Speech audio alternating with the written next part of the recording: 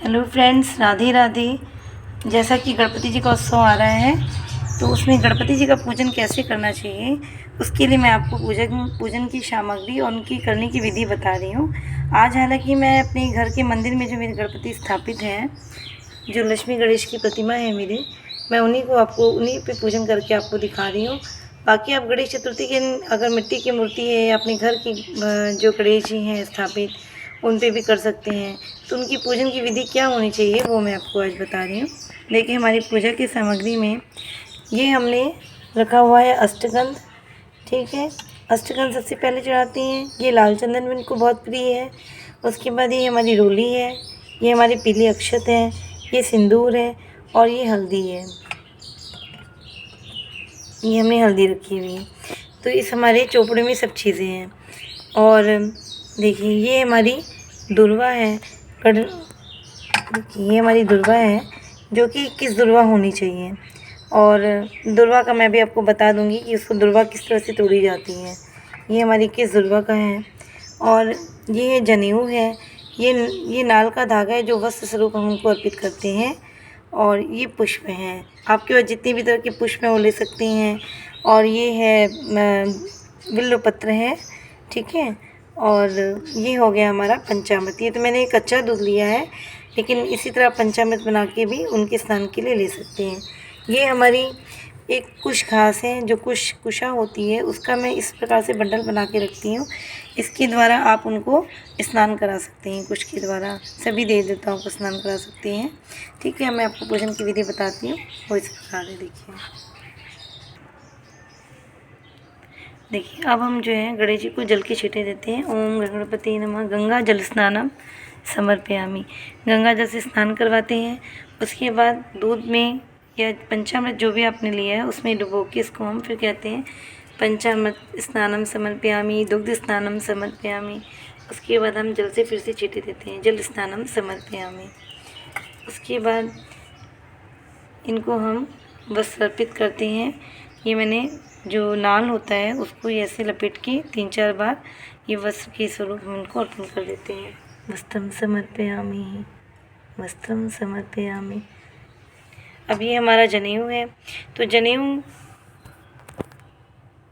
जो है लेडीज़ अपने हाथ से अर्पण नहीं करती हैं। देखिए, मैंने जनेऊ पे थोड़ा हल्दी लगा लिया है, पूरा जनेऊ नहीं चढ़ाया जाता है, तो उसको जेंट्स के हाथ से चढ़वाते हैं।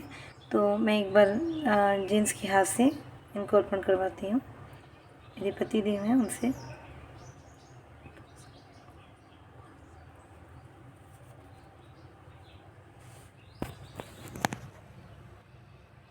जनेऊ समर्पयामि।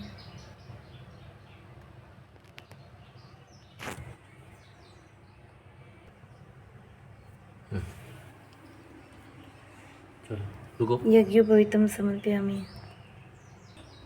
तो मुंह से पहले बोलना चाहिए ना, वो अब पॉज हो गया। ये जब ये चल नहीं रहा। अब देखिए, इनको हम जो है अष्टगंध अर्पण करते हैं।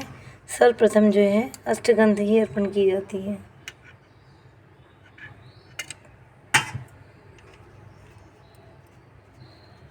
अष्टगंधम समर्पयामि। अष्टगंधम, अष्टगंध पाउडर आता है, उसको मैंने घोला हुआ है। अष्टगंधम समर्पयामि। अब इनको रक्त चंदन चढ़ाते हैं, इनको बहुत प्रिय रक्त चंदनम समर्पयामि। अब हम रोली अर्पण करते हैं, रोली समर्पयामि। अब पीले अक्षतम समर्पयामि। पूजा में हमेशा पीले अक्षत रखे जाते हैं जो शुभ होते हैं। अब इनको हल्दी हम अर्पण करते हैं, हल्दी समर्पयामि। और देखिए, सिंदूर, इनको सिंदूर बहुत प्रिय है गणेश जी को। सिंदूरम समर्पयामि, सिंदूरम समर्पयामि। सिंदूर हो गया हमारा। और ये अबीर और गुलाल, जो एक अबरक आता है और गुलाल आता है, उन दोनों को मिक्सचर करके मैंने रखा हुआ है। थोड़ा सा जितना मतलब आप अबीर लिया आपने 1 चम्मच, तो उसका आधी क्वांटिटी में अबरक मिला के पूजा की सामग्री में रख लेती हैं। अबीर च गुलालम समर्पयामि, इसीलिए इसको बोलते हैं अबीर च गुलालम समर्पयामि। अब इनके लिए हम दुर्वा अर्पण करते हैं। ओम गणपति नमः। दुर्वा हमेशा उनके दाहिने हाथ की तरफ, और ये ये इस प्रकार से चढ़ानी चाहिए हमें। दुर्वा को हम बांध देते हैं तो ये इधर उधर बिखरती नहीं है, आसानी रहती है।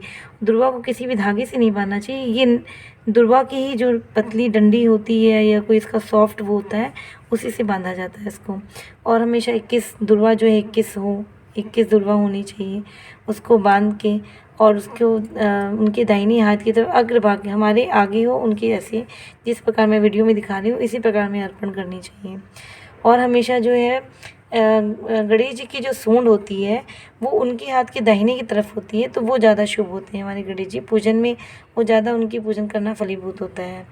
अब हम उनको हमारे पास जो भी पुष्प हैं वो हर तरह के पुष्प उनको प्रिय है। पीत पुष्प उनको ज़्यादा प्रिय है और गुलाब में लाल गुलाब उनको बहुत प्रिय है। पीत पुष्पम समर्पयामि, गुलाब पुष्पम समर्पयामि।